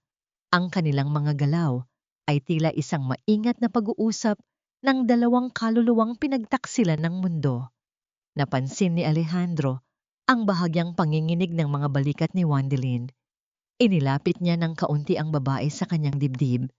Sapat lamang upang maramdaman nito na hindi siya nag-iisa sa entabladong ito. Muntik na akong mahuli kagabi, bulong ni Wandelin. Ang kanyang muka ay malapit sa leeg ni Alejandro. Itinatago ang mga salita, mula sa mga nakikiusyosong mata. Alejandro, hindi lang nila ako niloko. Sila ang sumira sa pamilya ko.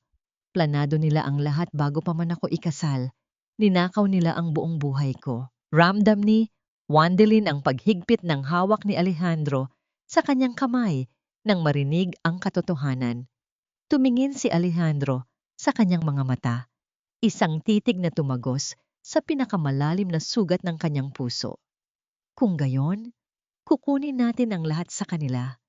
Iiwan natin silang walang-wala, Wandelin, hanggang sa maramdaman nila ang lamig ng kalsadang gusto nilang pagbagsakan sa iyong ama. Sa gitna, NG, mapanlin lang na karamihan. Doon nahanap ni Wandelin ang isang kakaibang kapayapaan. Ang bawat pag-ikot nila sa sayawan ay nagpalimot sa kanya sa sakit na idinulot ni Rafael. Nakatingala siya kay Alejandro at sa mga sandaling iyon, hindi siya nakakita ng isang malamig na negosyante, kundi isang lalaking handang maging kalasag niya sa gitna ng digmaan. Ang pagdampi ng kanilang paningin ay nagdala ng isang matamis at pailalim na kilig. Isang bawal, ngunit nakakagamot na pakiramdam na matagal na niyang ipinagkait sa kanyang sarili. Ngunit, ang init ng kanilang pagtitinginan ay hindi nakalampas sa mga mata ng isang anino sa paligid. Mula sa kabilang dulo ng bulwagan, nakatayo si Selena. Ang baso ng champagne na hawak niya ay unti-unting nakaramdam ng matinding diin mula sa kanyang mga daliri.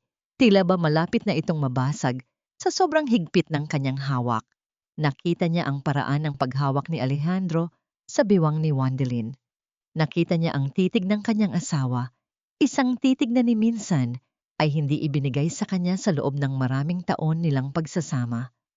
Isang titig na puno ng paghanga at pailalim na pagnanasa. Ang maskara, NG, pagiging isang santang kaibigan ay tuluyang natunaw sa mukha ni Selena. Ang galit ay nagapoy sa kanyang mga ugat. Hindi sapat na ninakaw niya ang asawa ni Wandelin. Ngayon, ang kanyang sariling asawa ay tila nahuhulog sa patibong ng babaeng itinuturing niyang pinakamababang uri ng alipin. Sa ilalim ng mga kumikinang na chandelier, isang bagong lason ang namuo sa isipan ni Selena. Isang lason na hindi lamang para kay Rafael, kundi para tuluyang tapusin ang paghinga ng babaeng umaagaw sa natitirang piraso ng kanyang kaharian. Ang marahang pagkulo ng paboritong putahe ni Rafael sa loob ng palayok ay nagdala ng pamilyar na bango sa buong kusina. Ngunit sa pagkakataong ito, wala nang pagmamahal na nakahalo sa bawat paghalo ni Wandelin. Ang pira-pirasong sangkap na maingat niyang hiniwa ay tila sumasalamin sa kung paano niya dahan-dahang pinag-aralan ang bawat kahinaan ng pamilya Vergara. Nakatayo siya sa harap ng kalan, pinagmamasdan ang usok na sumasayaw sa hangin bago tuluyang maglaho. Ito ang huling hapunan. Ang huling gabi na, magsisilbi siya bilang isang masunuring asawa at manugang sa loob ng mansyong nagkulong sa kanyang pagkatao. Sa loob ng isang dekada, wala siyang iniluha. Ang kanyang kaluluwa ay kasing payapa ng isang karagatang naghihintay na magpakawala ng isang mapanirang tsunami. Nang mayhain na ang mga pagkain sa ibabaw ng mahaba at mamahaling hapagkainan, tahimik na naupo si Wandelin sa kanyang nakasanayang pwesto sa dulo. Sa kabilang dulo ay nakaupo si Rafael. Ang muka ay puno ng pagmamalaki at kumpiyansa matapos ang matagumpay na gala kagabi. Sa gilid naman ay si Doña Beatriz, suot ang kanyang mga perlas na tila mga tropeo ng kanyang pagmamanipula. Ang marahang pagdaiti ng mga kubyerto sa mga porselanang plato ay ang tanging pumapailan lang sa hangin. Isang huwad na musika ng isang perpektong pamilya.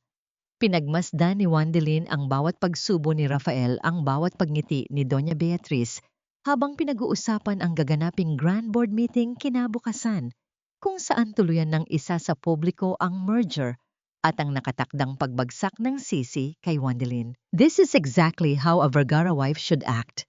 Mayabang na puna ni Doña Beatriz habang pinupunasan ang kanyang mga labi gamit ang isang telang napakapino. Nakikita mo, Wandelin?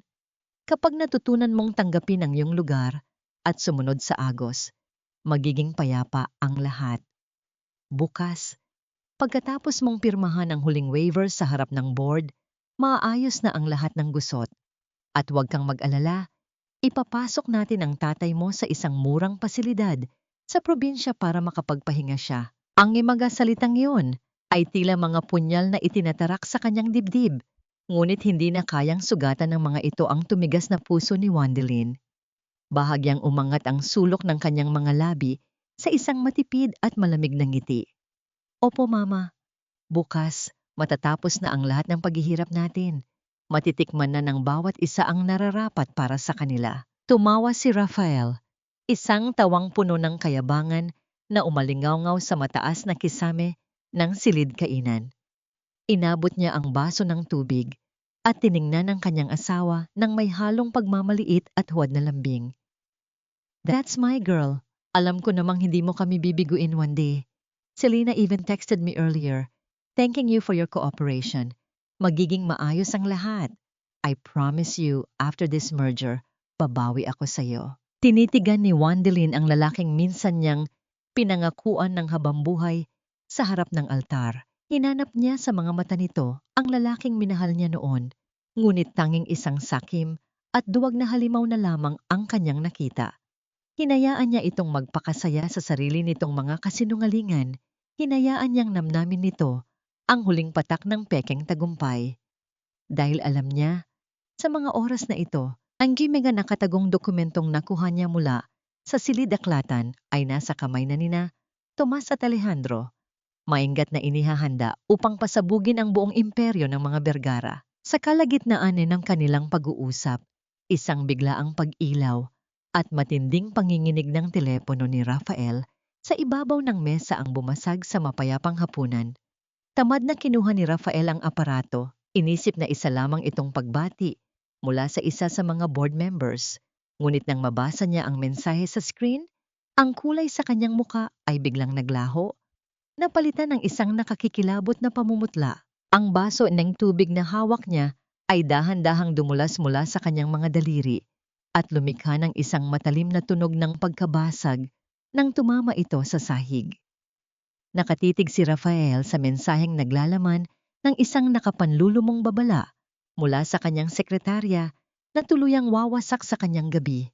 Nalik ang totoong accounting data sa piling mga miyembro ng board. At sa kabilang dulo ng mesa, tahimik na humigop ng tsaa si Wandelin. Ang kanyang mga mata ay nag-aapoy sa matinding kasiyahan. Ang bawat sinag ng araw na tumatagos sa malalaking salamin ng Vergara Holdings ay tila naghuhugas sa madilim na silid-pulungan.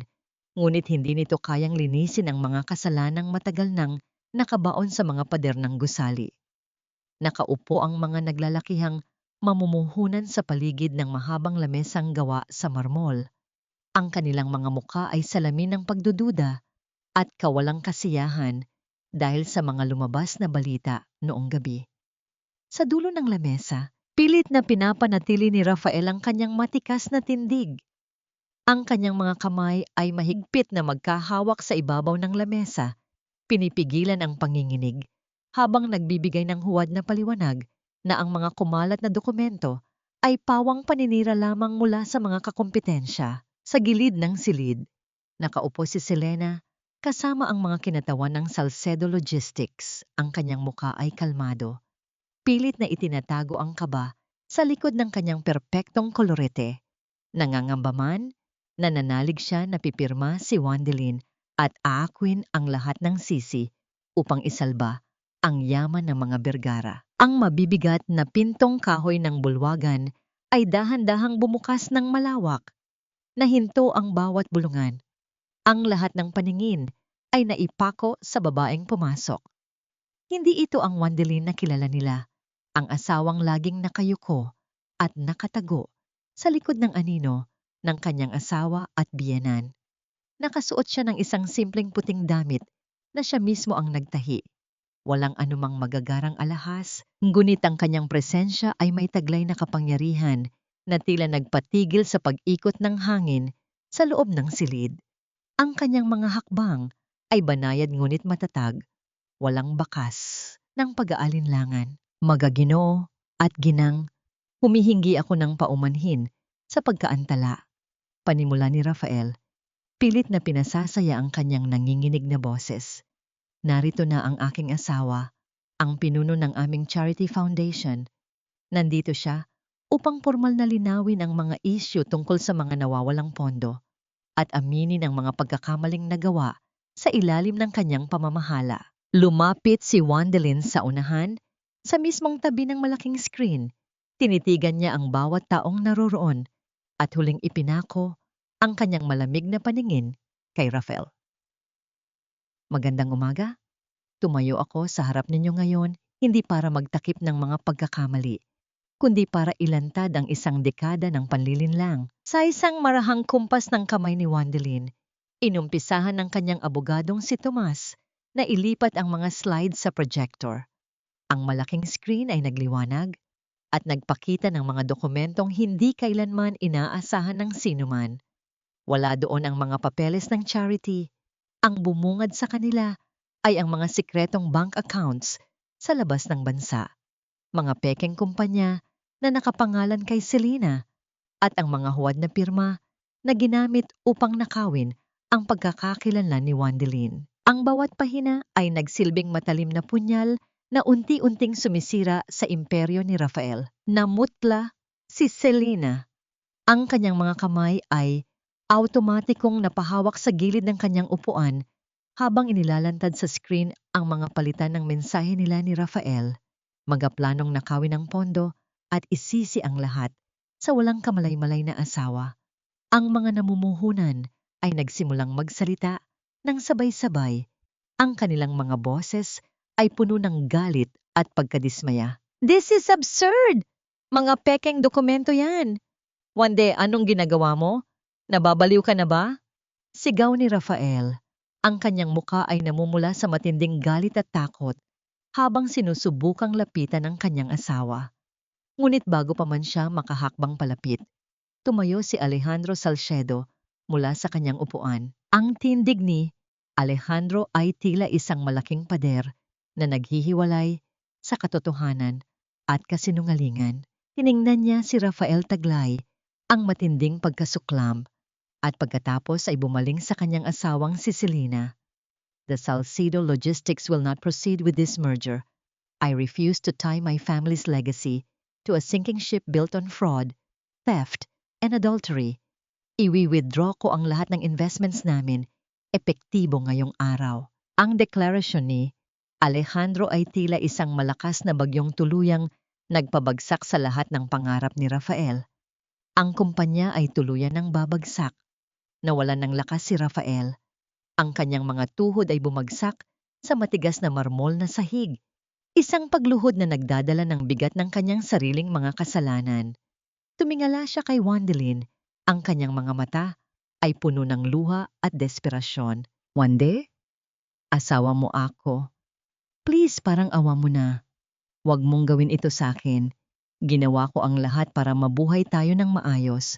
Mapag-uusapan natin ito. Pagmamakaawa ni Rafael, ang kanyang mga kamay ay sinusubukang abutin ang laylayan ng puting damit ni Wandelin. Tiningnan ni Wandelin ang lalaking nasa kanyang paanan. Wala siyang naramdamang awa, wala ring naramdamang kilig sa kanyang paghihiganti. Tanging isang purong kalayaan ang pumuno sa kanyang dibdib. Hindi na ako ang babaeng binabayaran mo, NG, mga kasinungalingan. Ang asawang kilala mo ay namatay na noong araw na inagaw ninyo ang bahay ng aking ama. Bego pa man makasagot si Rafael, muling bumukas ang mabibigat na pinto ng bulwagan. Ang hangin ay nahawi sa pagpasok ng mga lalaking nakasuot ng asul na uniforme. Tahimik na lumapit ang mga pulis, dala ang malamig na bakal ng posas at isang opisyal na dokumento ng pag-aresto na magsasara sa kabanata ng huwad na buhay ni Rafael Vergara. Ang marahang paggulong ng maleta sa ibabaw ng makintab na marmol na sahig ay ang tanging pumutol sa mabigat na katahimikan sa loob ng mansyon ng mga Vergara. Sa huling pagkakataon, inilibot ni Wandelin ang kanyang paningin sa loob ng silid na naging saksi sa kanyang mga luha at tahimik na pagdurusa. Wala siyang dinalang kahit anong mamahaling alahas o bestidang binili ni Rafael mula sa pera ng iba. Ang tanging laman ng kanyang bagahe ay ang mga simpleng damit na pag-aari niya bago pa man siya naging isang bergara, at ang kanyang maliit na kahon ng mga karayom at sinulid, ang tunay na nagdugtong sa kanyang pagkatao sa mga panahong unti-unti siyang nawawasak. Dahan-dahan siyang naglakad patungo sa malawak na hagdanan. Ang bawat hakbang pababa ay tila pagkalas ng mga tanikalang matagal nang nakapulupot sa kanyang mga binti. Pagdating niya sa sala, isang pamilyar na bulto ang humarang sa kanyang daraanan. Si Doña Beatriz. Ngunit ang reyna ng mansyon ay tila nawalan na ng korona. Ang kanyang buhok na laging maayos ay magulo. Ang kanyang mamahaling bestida ay tila gusot na basahan sa kanyang nanginginig na katawan. Ang balita ng pagkaaresto kay Rafael at ang tuluyang pagbagsak ng kumpanya ay tila sumipsip sa lahat ng dugong nananalaytay sa matanda. Ngunit sa kabila ng pagkatalo, ang kanyang mga mata ay nanatiling nag-aapoy sa matinding puot. Saan ka pupunta, Wandelin? Sa tingin mo ba ay makakatakas ka matapos mong sirain ang pamilyang ito? Kinig ang boses ng matanda. Pilit na iniaanggat ang kanyang daliri upang duruin ang manugang. Walang utang na loob. Kami ang nagpalamon sa'yo. Kami ang nagbigay sa'yo ng buhay. Tinitigan ni Wandelin ang matanda nang walang kahit anong bakas ng takot o galit. Ang kanyang puso ay kasing payapa ng isang lawa matapos ang isang malakas na bagyo. Hindi ako ang sumira sa pamilyang ito, Mama. Kayo ang nagtayo ng pundasyon ninyo sa ibabaw ng kasinungalingan at nakaw na yaman. Hinayaan ko lamang na makita ng mundo ang totoo ninyong anyo. Wala kang kwentang babae, sigaw ni Doña Beatriz, humahakbang papalapit upang saktan si Wandelin. Ngunit, bago pa man makalapit ang matanda, bigla itong napahinto. Ang kanyang kamay na nakataas, ay dahan-dahang bumaba, patungo sa kanyang dibdib. Namutla ang buong mukha ni Doña Beatriz, ang kanyang mga mata ay nanlaki sa matinding gulat at sakit. Ang kanyang hininga ay naging mababaw at nagkukumahog. Ang matigas na tuhod na hindi kailanman lumuhod sa sinuman ay dahan-dahang bumigay. Ang pagbagsak ng kanyang katawan sa sahig ay tila pagbagsak ng buong imperyo ng mga Bergara. Nakatinggala ang matanda kay Wandelin. Ang mga kamay ay nanginginig na nakahawak sa kanyang lalamunan, pilit na humihingi ng hangin.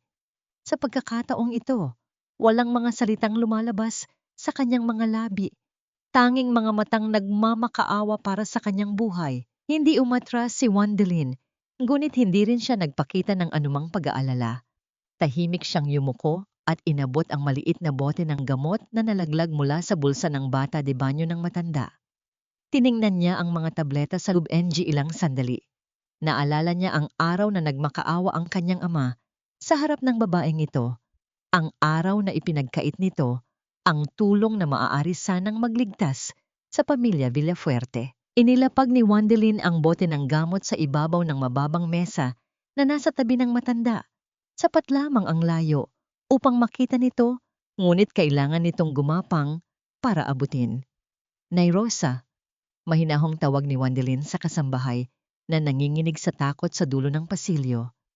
Tumawag ka ng ambulansya para kay Doña Beatriz. Hinarap ni Wandelin ang matandang nasa sahig sa huling pagkakataon.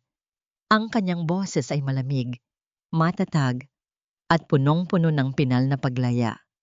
Ang isang manugang ay hindi isinilang para mamatay kasama ng mga kasalanan ng pamilya ng kanyang asawa. Paalam, Mama. Tumalikod si Wandelin at tuluyang lumabas ng malalaking pinto ng mansyon. Ang pagsalubong ng mainit na sikat ng araw sa kanyang balat ay tila isang yakap ng pag-asa. Ang hangin sa labas ay malinis at malaya. Malayo sa nakapapasong amoy ng kasinungalingan at puot na matagal niyang nilanghap. Habang naglalakad siya papalabas ng malaking gate ng Forbes Park, nakita niya ang isang pamilyar na sasakyan na nakaparada sa lilim ng isang puno ng acacia. Nakasandal doon si Alejandro Salcedo. Wala na ang kanyang formal na Amerikana, ang kanyang manggas ay nakatupi hanggang siko, at ang kanyang muka ay may bakas ng kalmado na hindi pa nakikita ni Wandelin kailanman. Sa pagitan ng malalaki at matitigas na daliri ng lalaki, May hawak itong isang simpleng kwintas ng mga sariwang bulaklak ng sampaguita. Lumapit si Wandalin. Ang kanyang puso ay nag-umpisang tumibok sa isang bagong ritmo. Hindi na sa takot, kundi sa isang matamis at hindi maipaliwanag na pananabik. Inilahad ni Alejandro ang sampaguita. Ang bango nito ay tila naghuhugas sa lahat ng pait ng kahapon. Tapos na ang kontrata, Wandalin. Ikaw na ngayon ang may-ari ng sarili mong oras. Malalim at malamig na sabi ni Alejandro. Ngunit ang kanyang mga mata ay may taglay na init na tumutunaw sa natitirang yelo sa dibdib ng babae. Handa ka na bang umpisahan ang pag-aayos sa sarili mong buhay? Ang sikat ng araw ay masiglang pumapasok sa mga siwang ng kapis na bintana. Nagbibigay ng gininto ang liwanag sa loob ng isang maliit, ngunit maaliwalas na pagawaan sa pusod ng Intramuros. Ang amoy ng lumang kahoy, pinatuyong bulaklak at malinis na tela ay lumilikha ng isang payapang atmosfera na tila naghihiwalay sa lugar na ito mula sa magulong mundo sa labas. Nakaupo si Wandalin sa harap ng kanyang makinang panahi. Ang kanyang mga daliri ay maingat at banayad na humahabi ng mga bagong sinulid sa isang antigong belo. Wala na ang mga panginginig, wala na ang bakas ng takot. Sa bawat pagtusok ng kanyang karayom, hindi na niya pinagtatakpan ang mga kasalanan ng iba. Binubuo niya ang kanyang sariling kinabukasan. Nang bawin niya ang bahay ng kanyang ama, gamit ang mga naibentang shares mula sa Vergara Holdings bilang kabayaran sa paninira ng mga ito, doon niya naramdaman ang tunay na kalayaan. Ang kanyang ama ay kasalukuyang nagpapahinga sa kanilang ancestral home, inaalagaan ng mga pinakamahuhusay na nurse, malayo sa kamay ng mga taong nagtangkang itaboy sila sa kalsada. Ang dating Wandalin na nabubuhay lamang upang magbayad ng pilit na utang na loob ay isa na ngayong alaalang naiwan sa ulan. Ang marahang pag-usad ng pinto at ang paggalaw ng maliit na kampanilya sa itaas nito ay nakapukaw sa atensyon ni Wandalin. Inangat niya ang kanyang paningin at nakita si Alejandro na nakatayo sa hamba ng pinto. Nakasuot ito ng isang simpleng asul na polo. Ang kanyang buhok ay bahagyang ginulo ng simoy ng hangin. Wala na ang malamig at nakakatakot na bilyonaryo na nakilala ng lahat sa Makati. Ang nasa harap niya ay isang lalaking nahanap din ang sariling kapayapaan matapos ang mahabang bagyo. May dala itong 2 tasa ng mainit na kape mula sa kalapit na kapihan. Hindi ko alam na ang mga kamay na sumira sa Vergara Holdings ay kaya rin palang gumawa ng mga ganitong klaseng obra. Banayad na biro ni Alejandro habang inilalapag ang kape sa isang maliit na mesa. Gumiti si Wandalin. Isang nanggiting umaabot hanggang sa kanyang mga mata, isang bagay na matagal nang inakala niyang nawala sa kanya. Ang sabi mo noon, kailangan kong matutong gumamit ng gunting para gupitin ang mga taong sumisira sa akin. Ginawa ko lang ang nararapat, Alejandro. At ngayon, ginagamit ko ulit ang karayom ko para sa mga bagay na may tunay na halaga. Lumapit si Alejandro at pinagmasdan ang telang inaayos ni Wandalin. Dahan-dahan nitong inabot ang kamay ng babae, hindi upang pigilan ito sa paggawa, kundi upang iparamdam ang init ng kanyang suporta. Ang paglapat ng kanilang mga balat ay nagdulot ng isang matamis at mahinahong kaba sa dibdib ni Wandalin. Ito ang uri ng pag-ibig na hindi nang aangkin, hindi sumasakal, kundi nagpapalaya. Tinitigan ni Alejandro ang kanyang mga mata, isang tahimik na pangako ng paggalang at paghihintay, hanggang sa maging handa na ang puso ni Wandalin na muling magtiwala ng buo. Ang kanilang tahimik na sandali ay naantala ng muling gumalaw ang pinto ng pagawaan. Ang liwanag mula sa labas ay pansamantalang naharangan ng isang bulto ng isang babaeng dahan-dahang humakbang papasok. Nanigas ang mga balikat ni Wandalin nang makilala kung sino ang panauhin. Nakasuot ito ng isang lumang bestida na kupas na ang kulay. Ang buhok nito ay magulo at walang buhay, at ang muka ay pugto sa walang katapusang pag-iyak. Hawak-hawak nito sa kanyang nanginginig na mga kamay ang isang punit-punit at maruming tela ng kasal. Si Selena, ang babaeng dating nagmamalaki sa mga mamahaling alahas at nag-aangkin sa asawa ng iba, ay isa na ngayong anino ng kanyang dating sarili. Matapos bawiin ni Alejandro ang lahat ng yaman at iwanan itong walang-wala bilang parusa sa pagtataksil, at matapos makulong si Rafael, si Selena ay tuluyang bumagsak sa pinakailalim ng mundong dati niyang pinaghaharian. One day, nangginginig ang boses ni Selena. Ang kanyang mga tuhod ay tila bibigay anumang oras habang humahakbang palapit sa mesa ni Wandelin. Wande, I know I have no right to be here. Wala na akong mapuntahan. Tinalikuran na ako ng lahat ng kaibigan natin. Inilapag ni Selena ang punit na belo sa ibabaw ng mesa. Ang mga mata nito ay puno ng desperasyon at labis na pagsisisi habang humahagulhol sa harap ng babaeng minsang inalipusta niya. Kaya mo bang ayusin ito? Ito na lang ang natitira sa akin. Ang tanging alaala noong malinis pa ang buhay ko. Please, Wande. Ikaw lang ang magaling sa pag-aayos ng mga sirang bagay. Tiningnan ni Wandelin ang dating kaibigan. Pagkatapos ay binalingan niya ang telang dinala nito. Wala siyang naramdamang galit. Wala ring pagnanasang maghiganti. Tanging isang malalim na pagkaunawa sa batas ng tadhana ang bumalot sa kanyang kaluluwa. Tiningnan niya si Selena ng diretso sa mga mata at isang katotohanan ang inihanda niyang iparating na magpapabago sa pananaw ng babaeng humihingi ng kanyang awa. Tinitigan ni Wandelin ang punit-punit na belo na inilapag ni Selena sa ibabaw ng kanyang mesa. Ang telang iyon na minsang naging simbolo ng isang wagas na pangako ay isa na ngayong maruming basahan na puno ng mga mantsa ng pagkakamali at pagtataksil. Pagkatapos ay inangat niya ang kanyang paningin upang tingnan ang babaeng nasa kanyang harapan. Wala na siyang makitang anino ng matalim at mapagmataas na Selena. Ang natitira na lamang ay isang kaluluwang naligaw sa sarili nitong kasakiman. Dahan-dahang ipinatong ni Wandelin ang kanyang kamay sa ibabaw ng belo, ngunit sa halip na kunin ito upang ayusin, banayad niya itong itinulak pabalik kay Selena.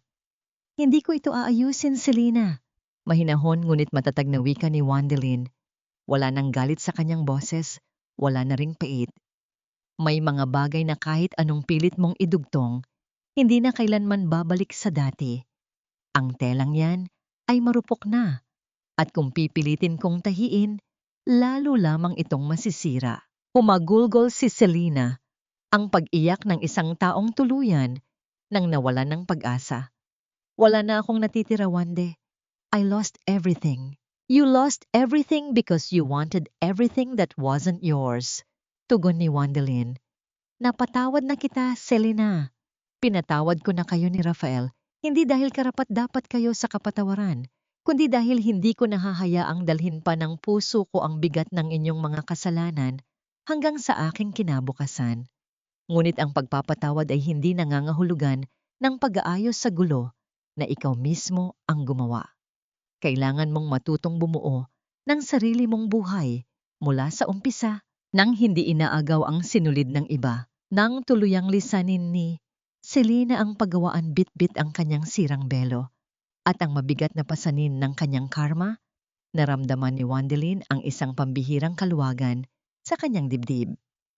Ang huling hibla ng kanyang madilim na nakaraan ay tuluyan ng naputol. Lumapit si Alejandro sa kanyang likuran. Hindi nagsasalita at dahan-dahang ipinatong ang kanyang mainit na mga kamay sa balikat ng babae. Ang tahimik na presensya ng lalaki ay nagbigay ng isang matibay na sandigan na kailanman ay hindi niya naramdaman kay Rafael. Lumipas ang isang taon, ang mga sugat ay tuluyan ng naging peklat at ang mga peklat ay naging simbolo ng katapangan. Sa isang tahimik na hapon sa dalampasigan ng Cebu, ang maalat na simoy ng hangin mula sa dagat ay banayad na humaplos sa mukha ni Wandelin. Ang kalangitan ay nagkukulay kahel at lila, naghahanda sa paglubog ng araw. Nakayapak siyang naglalakad sa pinong buhangin, pinakikinggan ang mahinahon at paulit-ulit na paghampas ng mga alon sa pampang, isang ritmong nagdadala ng ganap na kapayapaan sa kanyang kaluluwa. Sa kanyang tabi ay si Alejandro. Magkahawak ang kanilang mga kamay. Ang mga daliri nila ay perpektong nakasiklop sa isa't isa. Tila mga sinulid na sadyang ginawa upang maging magkarugtong. Walang mamahaling kontrata, walang mga lihim na kailangang itago mula sa mapanghusgang lipunan. Tanging silang dalawa lamang at ang katotohanan ng kanilang nararamdaman.